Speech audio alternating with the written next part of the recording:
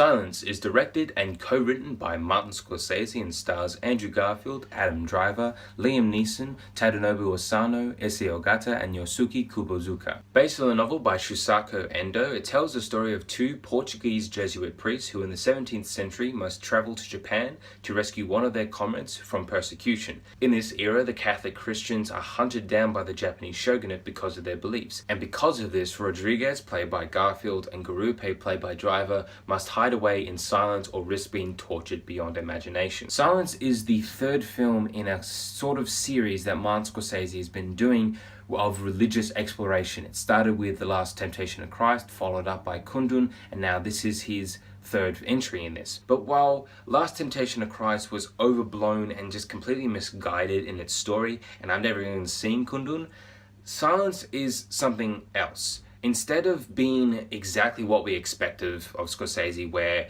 everything's violent or people are cursing all the time, or he has these really strange ways of doing his camera, very visually inventive storytelling, instead Scorsese tones all of that back, and what we get is a director who is looking deep within himself, the history around the story, and the source material itself. The result is definitely Scorsese's deepest, widest, most personal, most reserved film ever.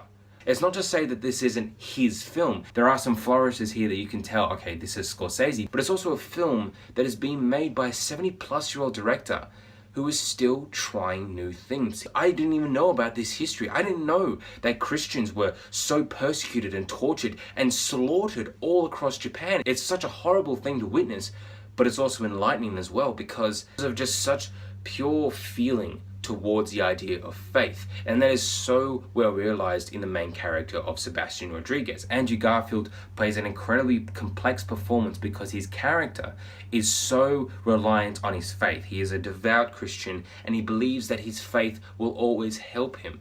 But as this movie goes on, and this movie is very long, it's 2 hours and 40 minutes, and you're seeing this kind of epic journey of this character as he starts to descend his faith. He starts to not believe in God because all he has seen around him is death and pain and guilt and just unimaginable horror for someone who is so believing of God to witness. He's trying to teach all of these people about the gospel truth.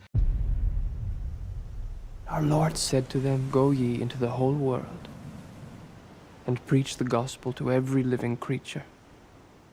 They're either not getting it or they betray the faith so quickly and he just doesn't really know why. And not even the audience understands why all this is going on until we hit a very important moment, and that's when Liam Neeson comes in. He plays Father Ferreira, who is the character that Garupe and Rodriguez are trying to search for.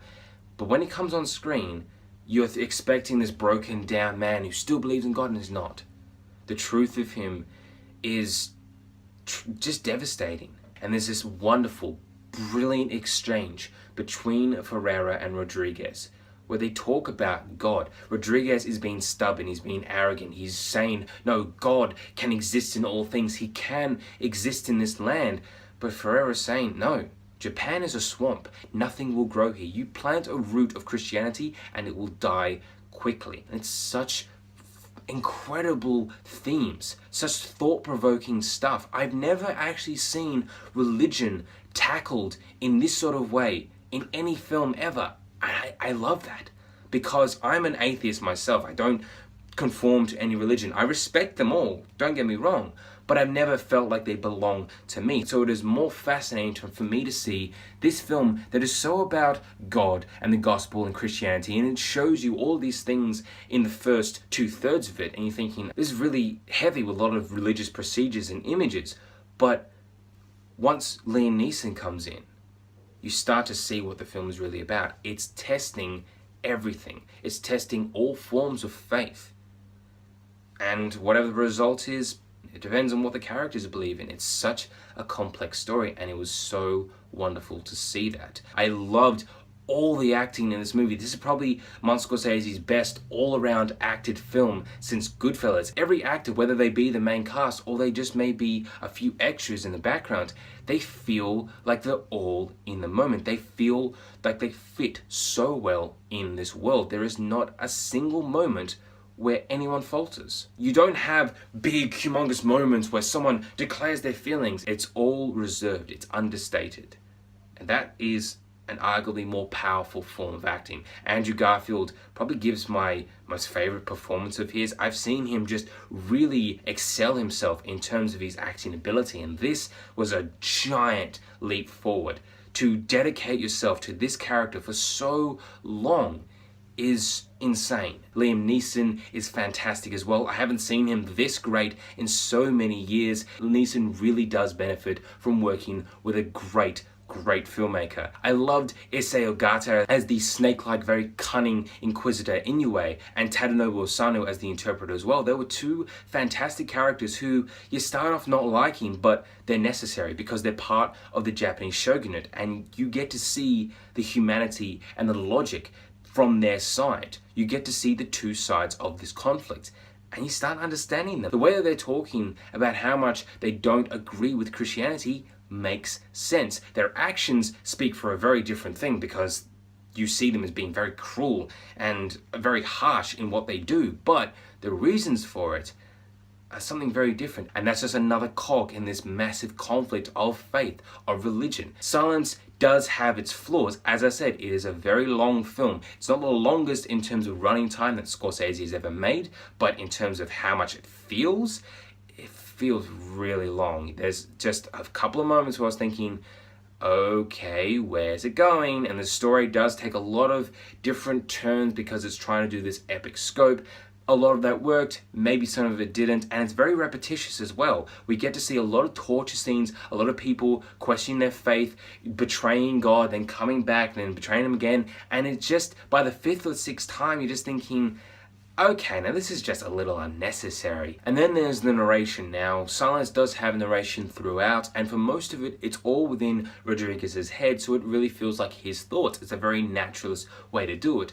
But then in the last 10 minutes, the narration changes to a very different narrator, a character we haven't seen before, and suddenly he's just on screen. It's like, okie dokie. It really doesn't work. It's very clunky, and I thought it was just very literally by the book. Silence, however, it is a very interesting experience. It's wonderfully shot. Like, Scorsese and his DP Rodrigo Prieto have this wonderful collaboration with each other. Prieto has captured these amazing images. They not just look beautiful, but he also, by using 35mm film, has been able to create this very harsh and rich quality to all these images that echoes classic Japanese cinema. Is Silence one of Scorsese's 5 best films? I'd have to say it isn't. It is flawed in some areas. While some characters aren't as constructed well enough, the acting behind them is still good to make up for that. It does have some problems in its story structure, but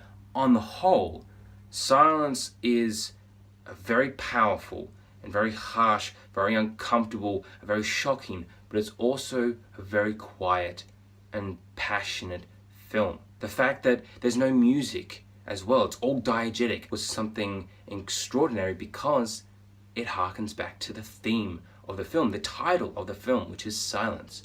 What happens when people are silent? What truth will out from that? And this makes Silence one of Scorsese's most fascinating and intensely interesting and thought-provoking and deepest films of his career.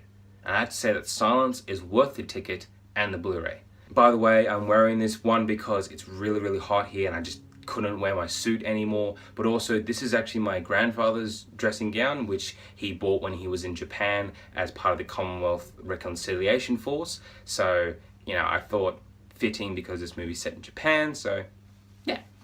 Also feels kind of nice. So Silence, have you seen it? Please tell me what you think about it in the comments below. There's going to be videos down here or one over there. For more Mr. Movies, please press my little face right there. Thanks for watching.